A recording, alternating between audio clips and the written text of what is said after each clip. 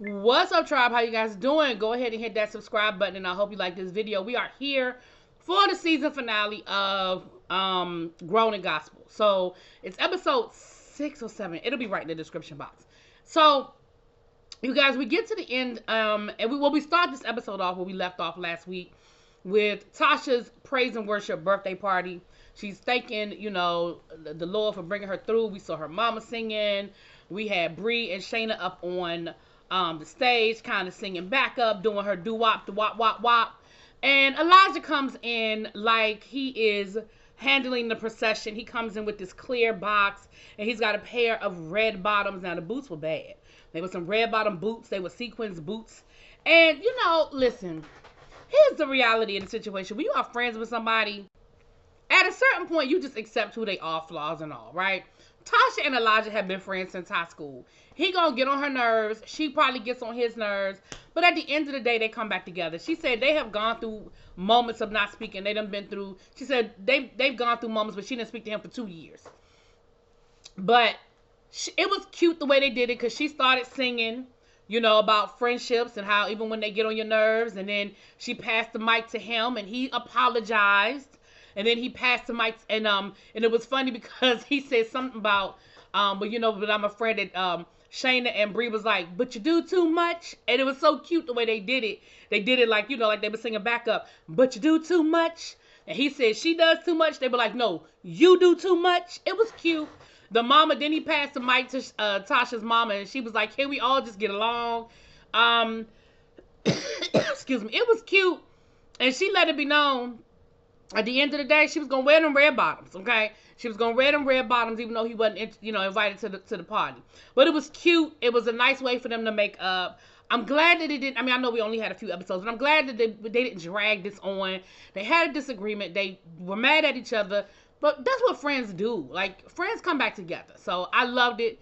I appreciated that. So then we saw Bree. It is a couple of days before her showcase. So we saw her reaching out to Mr. Renda Clark Cole. We know part of the Clark sisters, Nikki's mom.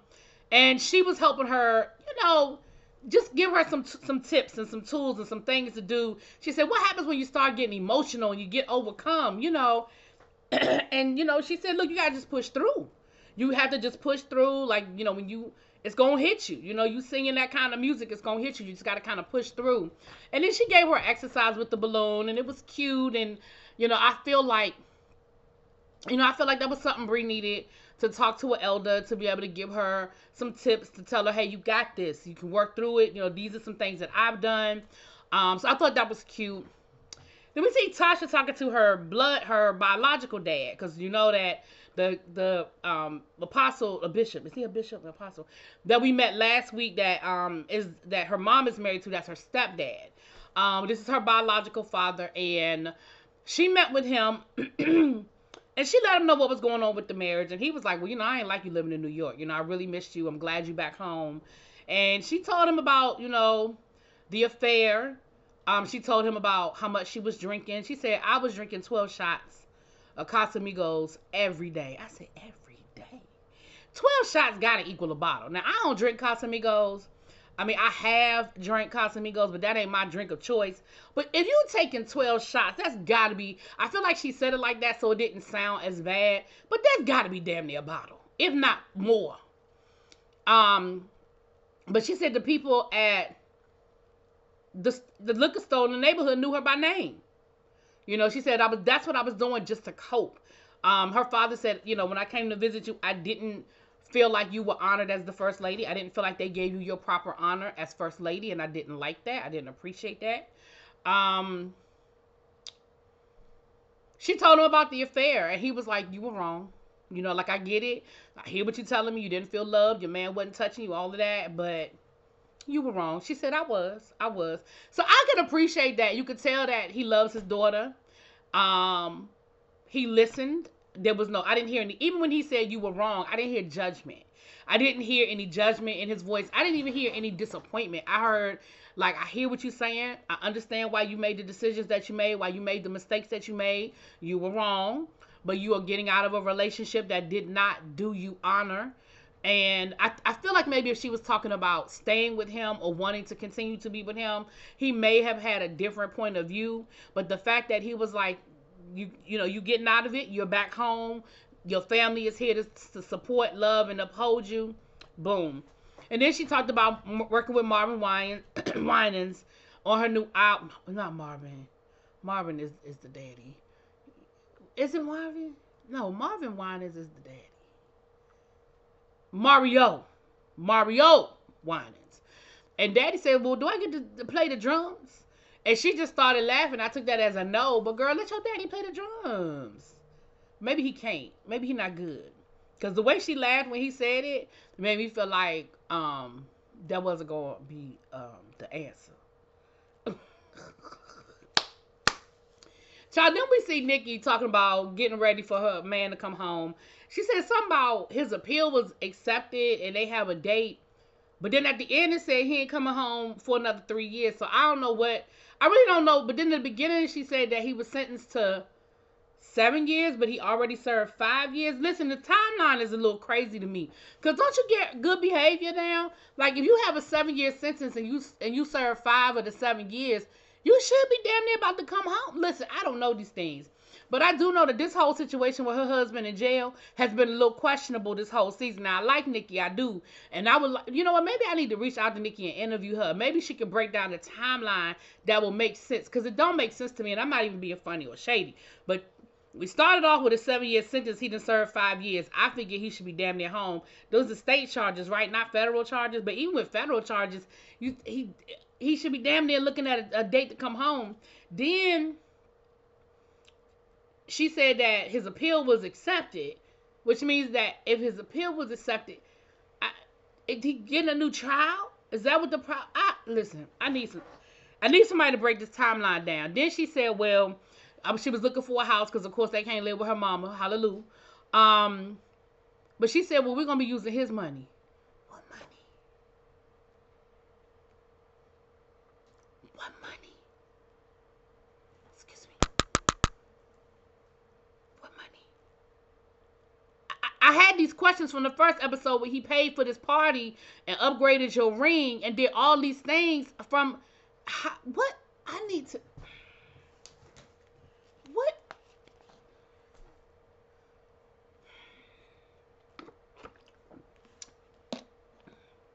What job he got in jail? He been in jail for 5 years and he buying a house. Maybe I'm just not doing this thing called life right. I don't understand it. Anyway, far be it for me to question you, child. Her mama was happy to hear her moving out because we saw her having a conversation with her mama. And one thing that I did catch, did y'all catch it? I caught it. Her mama was like, well, what's he going to do? Well, first of all, she said something about him having eyes for other women.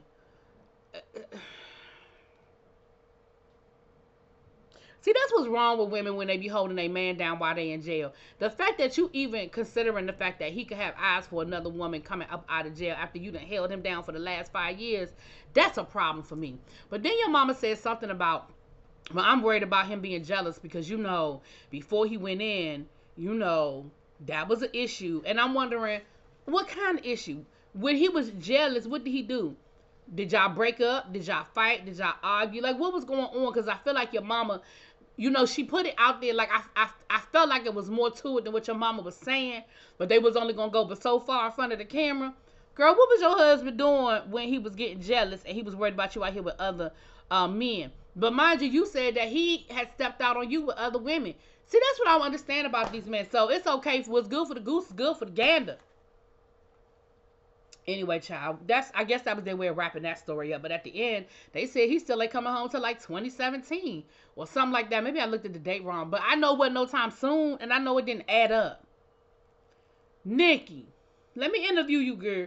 I'm gonna have to let me reach out to her, see if I can interview her, because I need to update this. I need the timeline. I need the timeline on this situation. Moving on.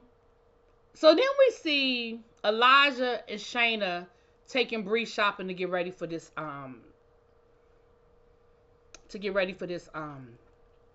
showcase. Y'all, the showcase is in like 2 days. And she has not practiced with the band or her music director. Jay is out on the road with the Clock sisters. She is not. Now listen, do I think Elijah went too far? Elijah always freaking goes too far. But at the core of what Elijah says, generally speaking, he usually has a point. And that's the problem with Elijah, because he usually has a point, but because he don't know when to stop and he goes too far, his point is lost. He had a point. He was like, whoa, wait, what? You haven't done what? You haven't practiced with the band. That's crazy. And he starts going way left with it. Then of course they had to ask her about her daddy. She said, well, her daddy's on tour and he's got a show and he can't make it. And he was like, he can't fly out? Like he can't do his show and then fly out and then fly back? Not if he got a show the same night or the same day. Like, that's a lot, you know? And I think that's a legitimate reason for him not to be there. I could see if she said, well, he doesn't want to come or he didn't respond. But it sounds like he responded. And it sounds like they talked about it for her, or she just making it up. But it sounds like he responded and was like, I would love to come, but I have other obligations. I can't. You know, I can't make it. Maybe y'all will get him for season 2, child. I don't know. So then, they asked about her husband. Now, this one, I'm with all y'all on. But I feel like y'all wasted so much of the season on her daddy issues. We didn't even talk about her husband issues. So now we finding out that the husband ain't coming.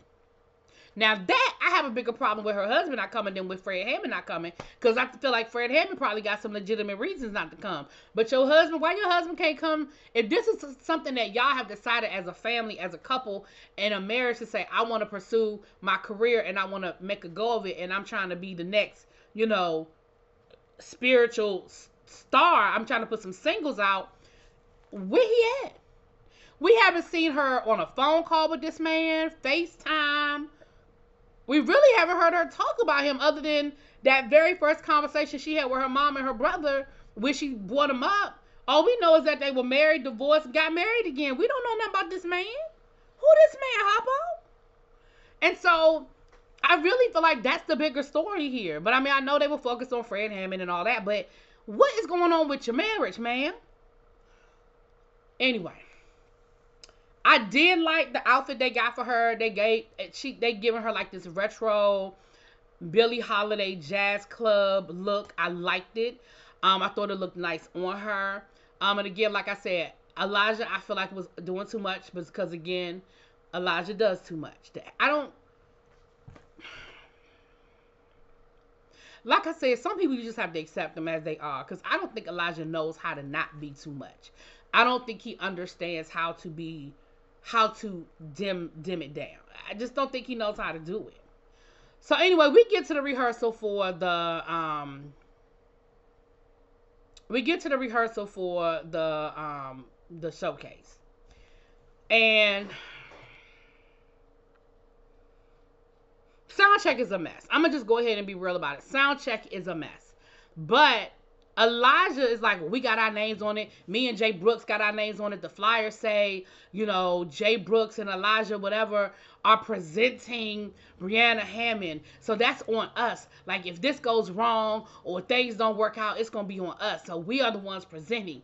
And so it's got to be right. It's got to be perfect. I'm putting my name on the line. So don't nobody know who you are. So don't nobody care. It's not that serious. Calm down. And Jay Brooks was even like, let me handle this. Like, I got the sound check. Let me handle it. And Elijah was like, well, she's more concerned about getting backstage and getting her hair and makeup done than she is about getting this sound check right. Now, to a certain extent, they have valid points because it didn't make sense to me that you would just meeting with the band the day of your show. Like, who does that? Where is that even a thing? But of course, Elijah is doing what Elijah does. He's being too much. He's being team too much. He's going overboard. He's stressing her out. He's yelling at her. He's talking to her crazy. The box office done started letting people in, even though it ain't that he was like, why are they letting people in? We still in sound check. So I know if it's me and I'm walking into an event and the person I'm supposed to see perform in however many minutes is still on stage and sound check and don't have hair or makeup, I'm gonna be like, what the hell is going on here? And then they end up yelling, like, and she was like, why are you yelling at me? Like, you making me, and even Jay Brooks was like, Elijah, chill out. Like he was like, Bree, I need you to calm down. I don't want you to stress in your voice more than it already is. Stop yelling. Just stop stressing out.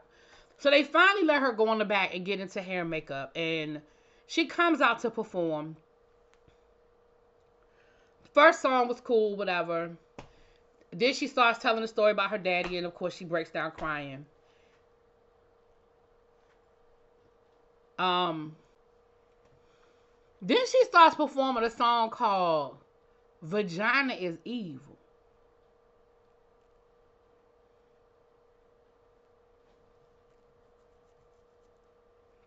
Bree, who told you to sing about your vagina? If you are really trying to present yourself as a serious gospel artist, and she was like, why? Who says you can't talk about the Lord and talk about a body part? I do. Me. Right here. Me. Girl, what are you doing? What is wrong with you? So Jay Brooks, like, and she said, well, I chose not to practice it because Jay Brooks hates the song. Yeah. And if they're really trying to present you as a gospel artist, that is not it. Like, girl, save that for spoken word night down to the club or something. That ain't the answer. But anyway, the last song she did perform was a nice song. I could see it as a single. I could definitely hear it as a bop. It was cute. I liked it. So after Bree gets off stage, she goes backstage and she just sort of have her own private praise and worship. I feel like probably was a weight lifted off her shoulders. The stress, everything, the show, filming, all of that probably was just like a wave over her. And she released it. Okay, she released it.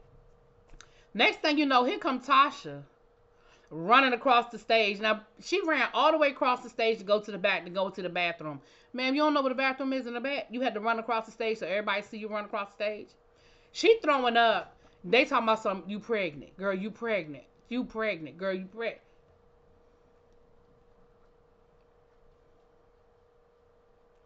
And I guess that was supposed to be the cliffhanger going into season 2. Child. Suffice to say, she ain't pregnant no more. Now, I don't know if she was ever really pregnant. You know, I hate that every time a woman gets sick, that's the first thing out of people's mouth. You pregnant? No. Every time a woman gets sick, it does not mean she's pregnant. It could really mean a million other things. And so the fact that they just threw it out there and act like, and then they started having this whole conversation about, I know she ain't pregnant by him. Why would she get pregnant by him? Why we don't even know if she's pregnant. What? Chill out. Anyway, that was the end of it, y'all. Y'all let me know what y'all think. Like I said, I'm here for a season 2. I'm here for a season 2, even with Elijah crazy ass child. Let me know what y'all think. I'll talk to y'all later. Peace.